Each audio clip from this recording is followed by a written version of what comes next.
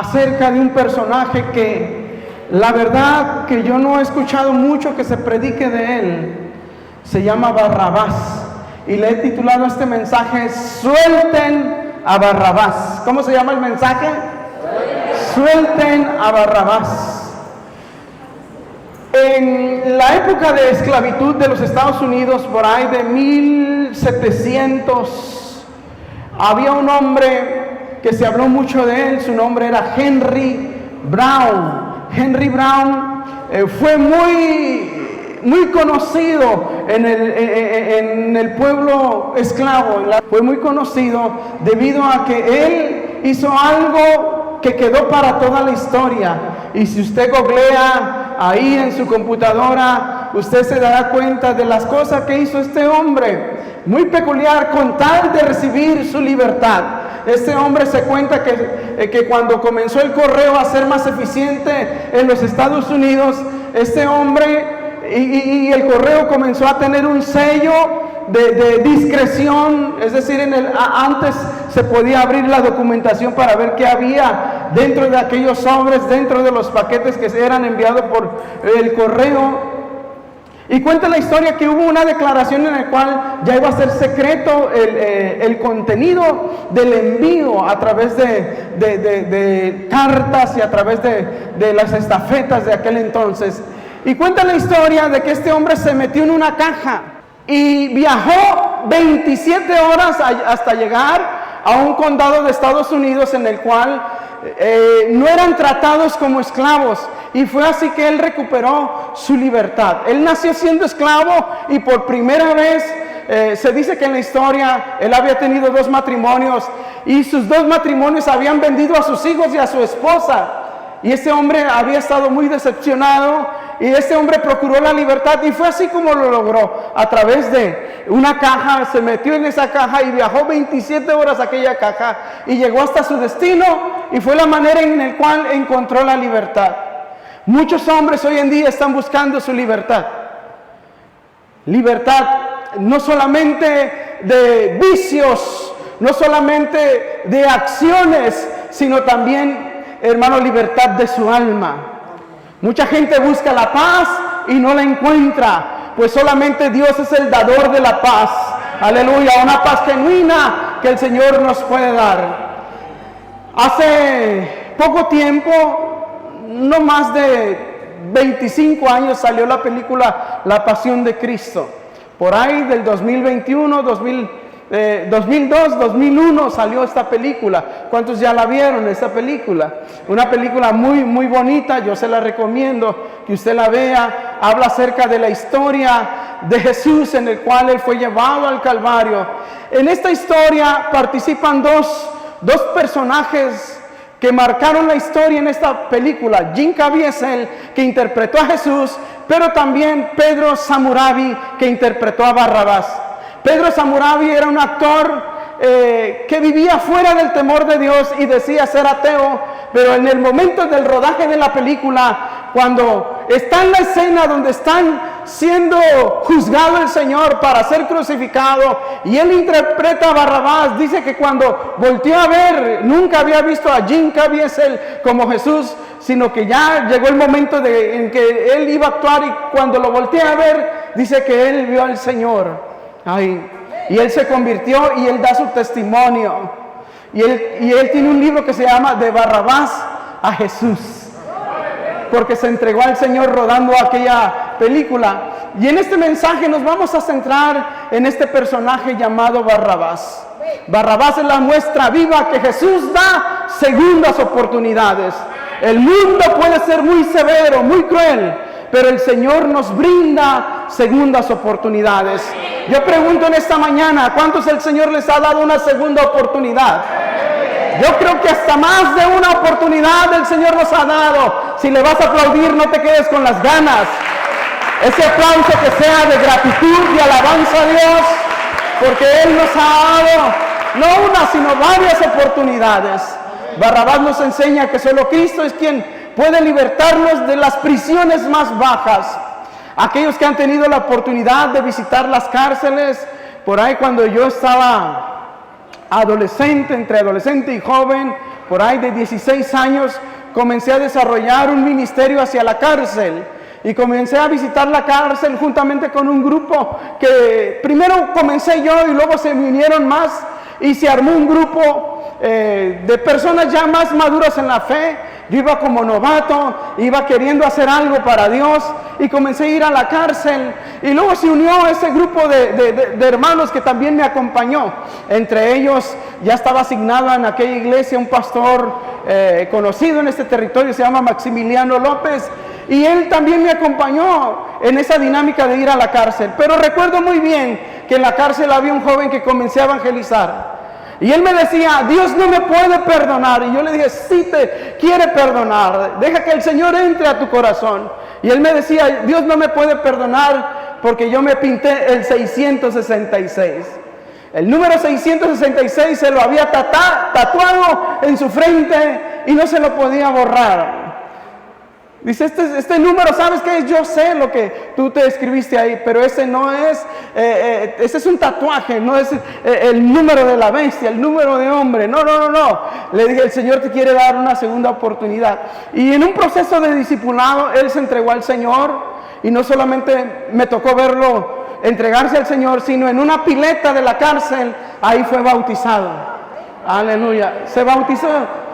Él había hecho un pacto con el enemigo, con el diablo, en el cual él podía entrar a robar y salir estando toda la policía rodeada, sitiado aquel lugar donde él se había metido a robar. Y él salía por la puerta y nadie lo veía porque él había hecho un pacto con la oscuridad, pero el Señor vino a darle luz. Aleluya, y él fue salvo. Aleluya, bendito es el nombre del Señor. En esa dinámica de visitar las cárceles, recuerdo muy bien que había una zona en la cual no muchos entraban, que son los calabozos. En los calabozos están los hombres que ya están, hermanos, fuera de sí. Son dominados totalmente por el maligno. Y Dios ha libertado de las prisiones más bajas a los hombres. De las prisiones más bajas el Señor ha libertado a hombres que han venido a los pies del Señor. Bendito sea el santo nombre del Señor, desde ahora y para siempre. Aleluya. Y así que me tocó ver a este joven descender a las aguas y ser bautizado. La iglesia, en su dinámica de evangelismo, tiene que mirar todos los focos sociales, hermano, como Dios los mira, y Dios los mira con esperanza. Dios mira a los matrimonios que están a punto del quiebre, de la ruptura matrimonial. El Señor los mira con esperanza. A los drogadictos el Señor los mira con esperanza. A los que están en la cárcel el Señor los mira con esperanza. A los que están en las pandillas el Señor los mira con esperanza. Pero la grande pregunta es en esta mañana, ¿cómo ve este sector de la ciudad, este sector social, cómo lo está viendo la iglesia? La iglesia tiene que ver con los ojos de Jesús. Dile al que está a tu lado, tenemos que ver con los ojos de Jesús. Aleluya. Y cuando vemos con los ojos de Jesús, con los ojos de Dios, podemos ver que en la esperanza de Dios está que ni uno solo se pierda, sino que todos vengan al arrepentimiento. El Señor no quiere que ni uno se pierda, incluyendo tus hijos, incluyendo tus familiares. Y yo he declarado, hermanos, que ninguno de nuestros familiares se va a perder. Todos vendrán al conocimiento del Señor. ¿Y por qué afirmo esto? Porque la palabra del Señor lo dice. Cree en el Señor Jesucristo y serás salvo tú y toda tu casa. Aleluya. Por más rebelde, por más apartado de Dios que esté algún familiar, vendrá el conocimiento del Señor. Porque no existe un corazón tan duro que pueda ser más poderoso que la palabra. La palabra es mucho más cortante, que penetra las profundidades del corazón del hombre. Y el Señor toca. Y es más, me atrevo a decir que aquí hay muchos que estaban rebelados en contra de Dios, pero fue más poderosa la palabra de Dios, que hoy estamos aquí adorando su santo nombre.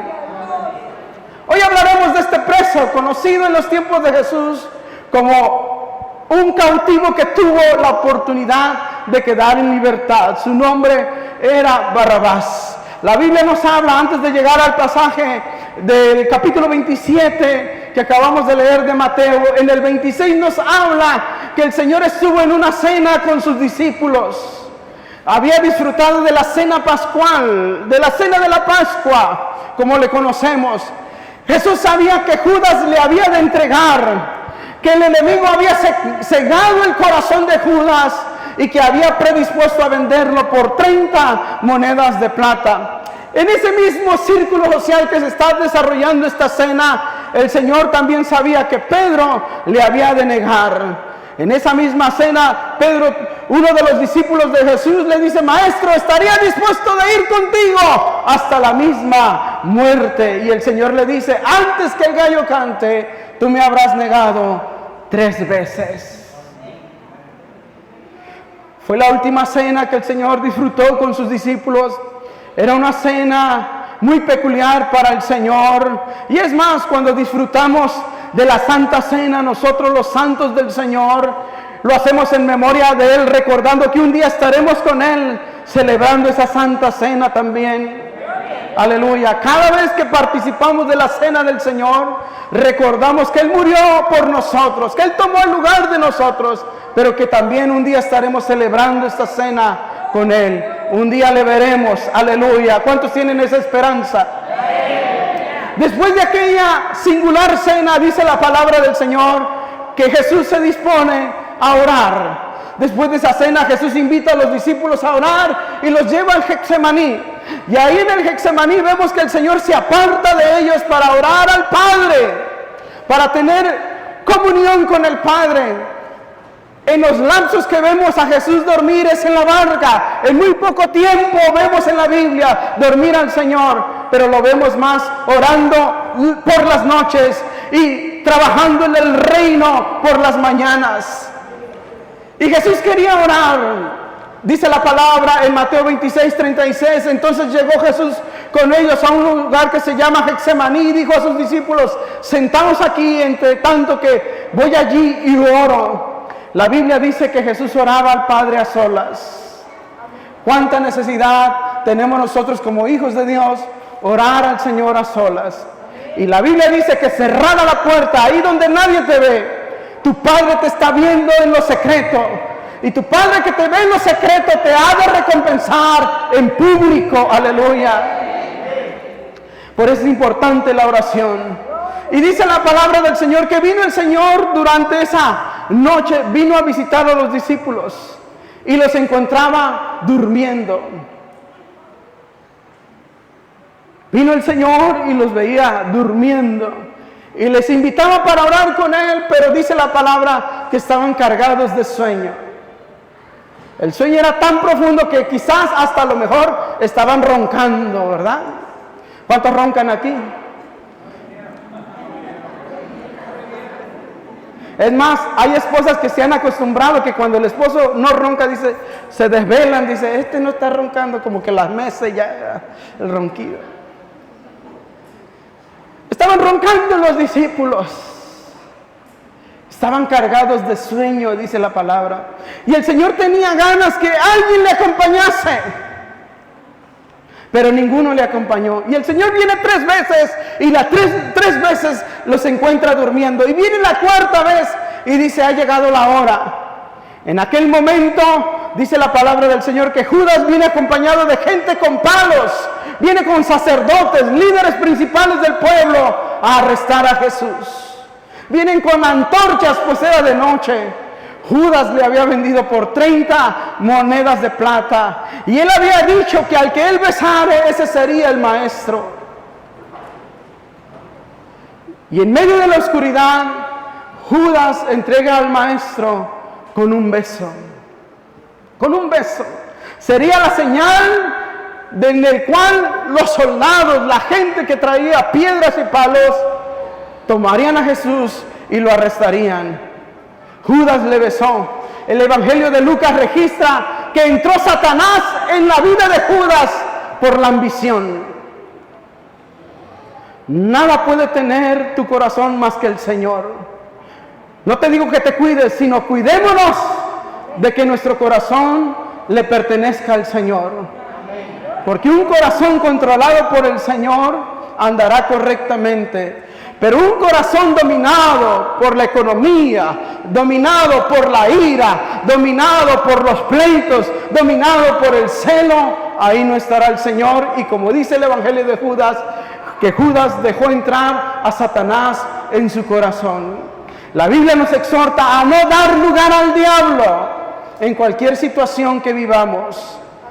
Esta traición ha sido la más cruel de toda la historia, pues entregó al Hijo de Dios para ser crucificado. Y en medio de aquella noche, entre eso de la madrugada, Jesús es llevado ante Caifás. Se le hace un juicio en la madrugada, cosa que nunca en la historia se había hecho, un juicio de madrugada. Y Jesús es el primero que encabeza un juicio en la madrugada. Es enjuiciado en la madrugada en lugar de ser un tumulto de gente, era poca, pero poco a poco se fue desarrollando la historia y se fue acrecentando la gente. La palabra dice que se le pagó a gente para que diera un falso testimonio del Señor, pues el Señor era totalmente inocente. Aleluya. Jesús en ese juicio se defiende y la única defensa que él profiere, es decir, es reafirmar lo que él era. A Jesús se le sentenció por decir que él era el Hijo de Dios y lo es hasta el día de hoy. Aleluya. Él defendió quien dijo ser. Aleluya. Gloria al nombre del Señor. Y en ese juicio es condenado a muerte por los escribas y los ancianos. Y la gente, dice la palabra, que en ese juicio comenzó a bofetear al Señor. Bendito sea el nombre del Señor.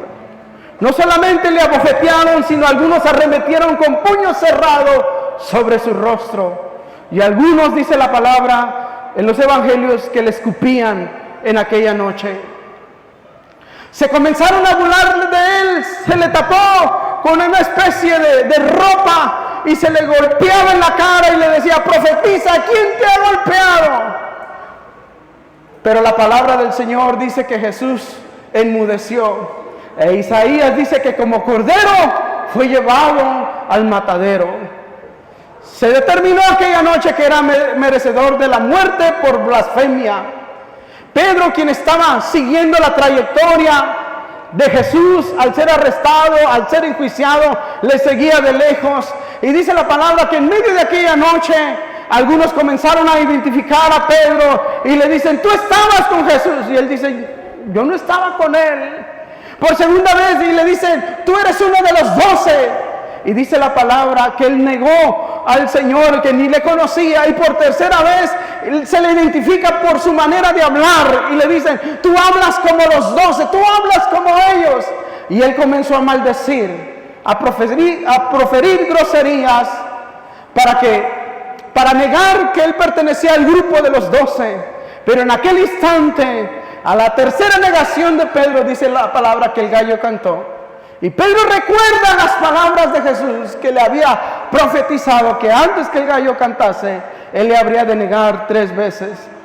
Pedro recuerda aquella palabra veraz que el maestro le había dicho antes de aquel momento. Y Pedro seguramente no tenía la intención de negarlo, pero ante la presión social, la presión del grupo de aquella noche, él le niega. Y dice la palabra del Señor que cuando el gallo cantó, él comenzó a llorar amargamente. Y llora porque no tenía contemplado negar a Jesús. Pero él se da cuenta que le falló al maestro. Seguramente fue un llanto de arrepentimiento. No tenía la intencionalidad de negar al maestro, sin embargo, la presión lo hizo negar al Señor. Sin duda fue un llanto de arrepentimiento. Jesús es llevado ante Poncio Pilato después y ya había rayado el alba, ya eran como las 9 de la mañana. Esa mañana amaneció para todos, se comenzó a golpear la gente desde muy temprano. Por lo regular, los negocios anteriormente abrían de 6 de la mañana, hoy en día vas a las 10 y a duras penas se están abriendo, ¿verdad? Igualmente en el tiempo de Jesús se abría muy temprano, los negocios abrían muy temprano y comenzó a golpearse la gente.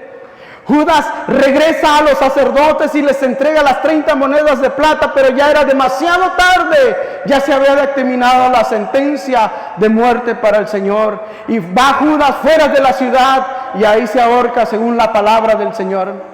Y Pilato interroga a Jesús y Jesús enmudece, no se defiende, pues Isaías ya lo había profetizado.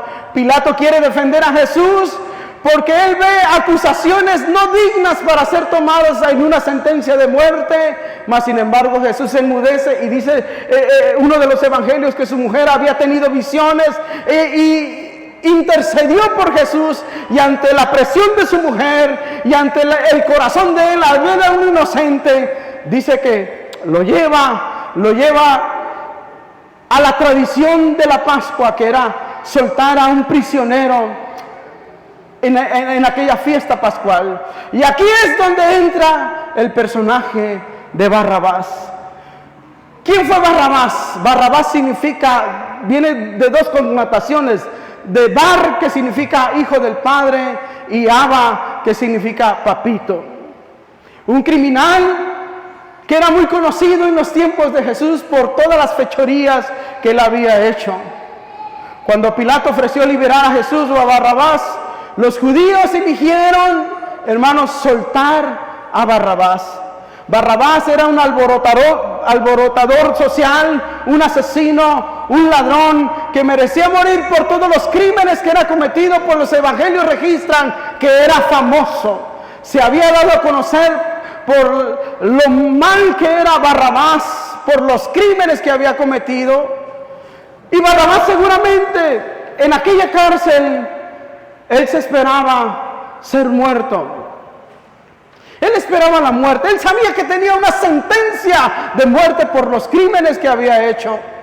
Y es posible que Barrabás, en algunos comentarios se registra que posiblemente Barrabás no tuvo un calor paternal ni por el significado de su nombre. Pero las malas decisiones, las malas compañías habían hecho que Barrabás fuera una persona alborotadora, y no solamente eso, sino un asesino. Los malos consejos y las malas decisiones hicieron que Barrabás se convirtiera en un famoso criminal en los tiempos de Jesús. Ya estaba arrestado Barrabás, y la Biblia no registra cuánto tiempo estaba arrestado, pero solamente él estaba esperando un juicio por sus fechorías. Y ante la temporada pascual, seguramente que Barrabás pensó: no me van a elegir a mí que me suelten, seguramente van a elegir al otro, y voy a ser sentenciado a muerte por los crímenes que he cometido. Estaba prisionero por sus delitos, por las fechorías que él había cometido. Bendito es el nombre del Señor. Nada hay imposible para Dios. Yo me he encontrado con gente que digo, es muy difícil de salvar, pero nada hay imposible para Dios. Yo me gozo en el testimonio de un familiar que hoy en día sirve en la iglesia. Antes de que abran la iglesia, él ya está ahí. Cuando todos se van, él todavía se queda hasta lo último. Pero cuando lo conocí, hermanos, y tantito le hablaba del Señor, me decía: yo soy ateo y quítate y no me hables nada. Y lo veía muy renuente. Pero hermanos, el Señor toca los corazones. Aleluya. Y hoy me gozo por saber que hoy le sirve al Señor con todo su corazón. Y es llevado Barrabás ante una plataforma donde ahí Pilato resuena una voz diciendo, la pregunta hacia el pueblo, según Mateo 27, 17. Reunidos pues ellos, les dijo Pilato: ¿a quién queréis que os suelte? ¿A Barrabás o a Jesús llamado el Cristo? Pilato pregunta: ¿a quién quiere que suelte? ¿A Jesús o a Barrabás? Los sacerdotes habían incitado al pueblo para que dijeran que soltaran a Barrabás. Barrabás estaba ahí y no lo puede creer, que su nombre es resonado por la multitud para que lo suelten. Y luego dice a la segunda pregunta: aquí, ¿y qué quieren que haga con Jesús? Todos a una voz gritan: crucifícale. Según la tradición bíblica dice que ahí se encontraba personas que Jesús había sanado. En ese momento quienes gritaban, muchos de ellos habían recibido milagros de Jesús. Y en lugar de decir que le soltasen, gritaban, crucifícale. Hay gente que conoce al Señor y se olvida del Señor. No tiene más memoria del Señor, pero más Él en su misericordia hace un llamado oportuno nuevamente para venir a sus pies. Y ahí estaba Barrabás en ese podio, en esa plataforma. Y de repente viene un soldado, está Jesús, está Barrabás, está Pilato sentenciando el juicio, pero viene un soldado cuando escuchan que suelten a Barrabás, y viene aquel soldado con una llave. Barrabás estaba encadenado y Jesús también. Y en ese momento le quitan las cadenas a Barrabás,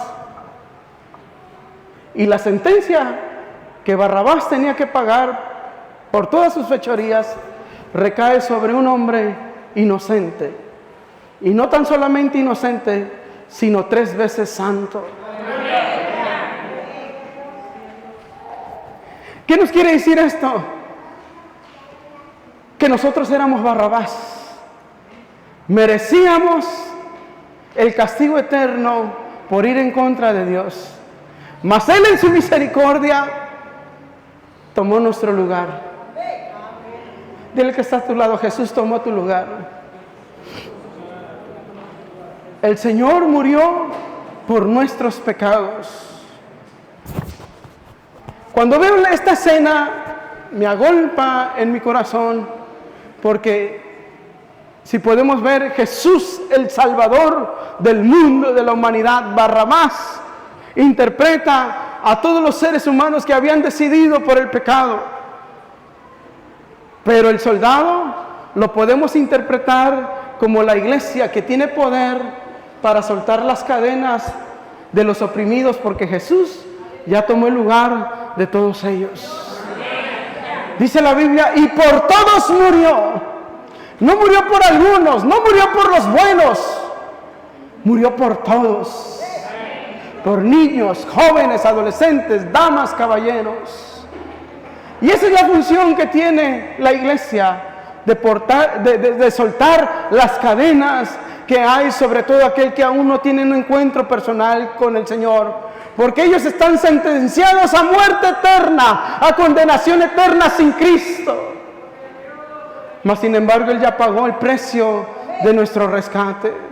Aleluya. La iglesia tiene un poder tremendo de poder traer salvación a la humanidad en la persona de Cristo. Tenemos que ir por los Barrabás que aún hoy en día están prisioneros y están esperando una condenación eterna. Y así como en ese momento oportuno llegó el soldado a quitarle las cadenas, así debe de llegar a la iglesia. La iglesia debe de llegar a cada casa, a cada familia, a cada persona. No podemos discriminar a la sociedad. Tú sí, tú no. No. Porque la Biblia dice que el Cristo de gloria que murió por nosotros, murió por todos. Murió por todos. Aleluya. Jesús nos enseña que Él siempre tomará nuestro lugar. Aleluya. Él tomó nuestro lugar. Aleluya. Y nos ha dado salvación eterna. No importando el pecado. Cualquier pecado que la humanidad haya hecho. Cristo murió por todos los pecadores. Cristo murió por todos los pecadores. Aleluya. Tenemos que ir por aquellos Barrabás que todavía están en el pecado. Yo veo aquí a muchos que el Señor soltó sus cadenas y hoy viven en libertad. ¿Cuántos viven en libertad? Aleluya, pues gózate porque Él te ha dado libertad. Aleluya, ¿cuántos se gozan en esta hora? Uno más para Cristo es ir a buscarlos. Los pecadores no van a venir, a los pecadores hay que irlos a buscar. Hay que tocar puertas, hay que ir a las zonas donde se juntan aquellos que se dedican a los vicios, a los placeres. Tenemos que tocar puerta y poder llegar con el poder transformador de la palabra del Señor. El Señor te está llamando para hacer la función de soltar cadenas, soltar ataduras, porque Cristo murió por todos nosotros. La iglesia tiene un gran poder, pero recibiréis poder cuando haya venido sobre vosotros el Espíritu Santo, el Espíritu de Dios. ¿Cuántos tienen el bautismo pentecostal? Aleluya. No me diga amén, álceme su mano, siéntase, aleluya, orgulloso de haber recibido ese poder del Señor. Y aquellos que no lo han recibido, hoy lo pueden recibir, aleluya. Porque esta dádiva, este don es para todos nosotros. Porque cuando vayamos a la calle lo vamos a hacer bajo la demostración del poder de Dios. Pondremos sobre la mano sobre los enfermos y los enfermos sanarán. Pondremos las manos sobre los oprimidos y los oprimidos serán libres. Aleluya. En el nombre del Señor. Póngase de pie en esta hora. Y yo quiero hacer un llamado a aquellos que aceptan el desafío de ir por aquellos que aún no conocen del Señor. Ven al altar en esta hora. Hemos venido este domingo a asumir compromisos también. No solamente venimos a exaltar al Señor, sino a aceptar la palabra de Dios, el desafío que el Señor nos ha lanzado hoy para poder ir a aquel sector de la ciudad y predicarles. Oh, aleluya, gracias Señor, gracias por tu presencia. Gracias por tu presencia, Señor. Tú estás aquí.